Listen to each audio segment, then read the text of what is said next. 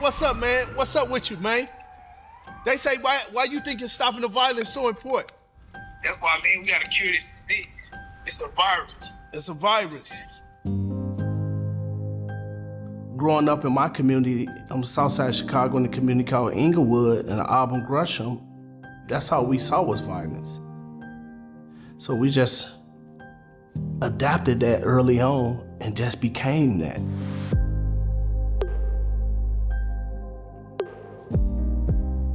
People say that weed might be the gateway drug.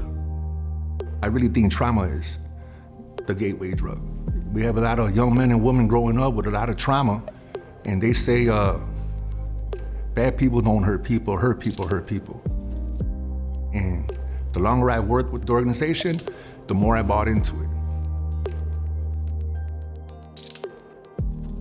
I think the first impact Cure Violence has had is sharing with the world, that there's a different way to address violence.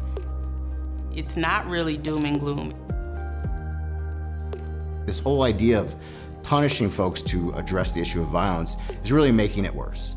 And so thinking about it from a community and a community health lens and changing the paradigm of look, there's a complex economic and social situation, but there are simple solutions to help folks not be exposed to violence, to not experience violence in a way that doesn't destroy the community.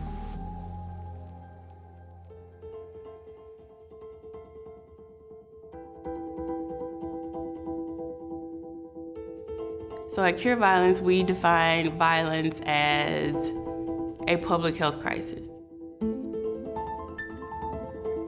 When you're looking at where it's happening, you identify that it clusters in the same way that you will see clustering with tuberculosis or cholera.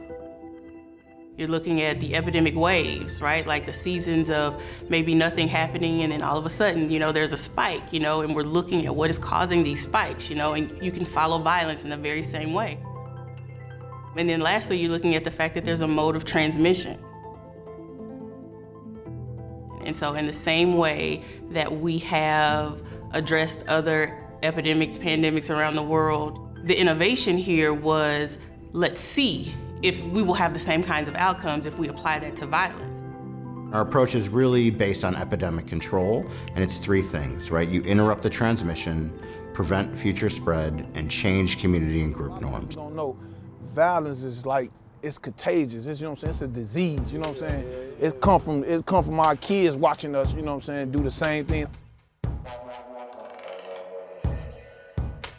People see a gang member and think a certain way.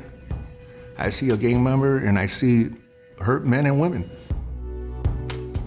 trying to deal with issues, looking for help. A lot of us don't know how to ask for help. We're out there. We're trying to get in front of or trying to stop the back and forth of violence that's taking place. And we do that with a category of worker called violence interrupters. And they are from the community, they have lived experience, they have connections to the group that are actively involved in violence, and their job is to really use those relationships, to use that experience, and use that credibility to kind of get in where others wouldn't. Well, you've been shot too many times.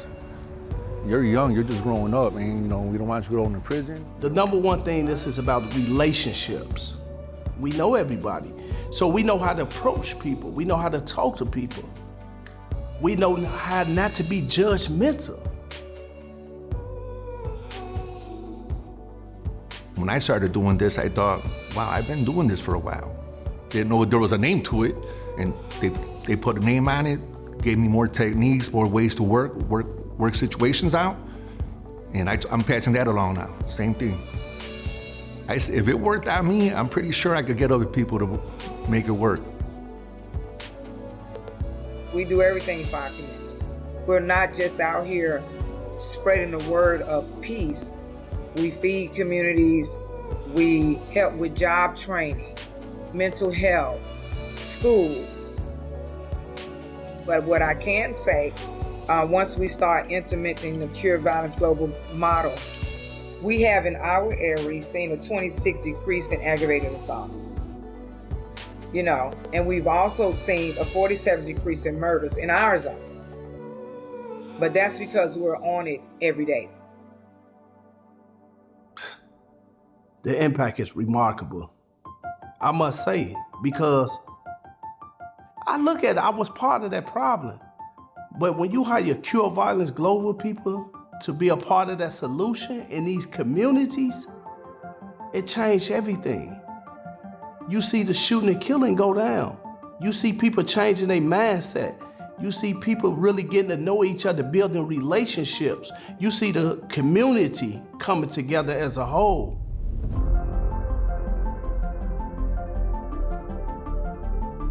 I see our role in helping communities become stronger as just a catalyst.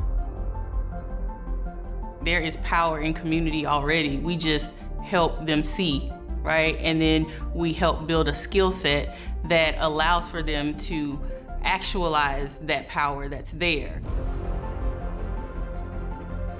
The Cure Violence approach has been adapted to many different types of violence because the different types of violence all kind of come from a similar place.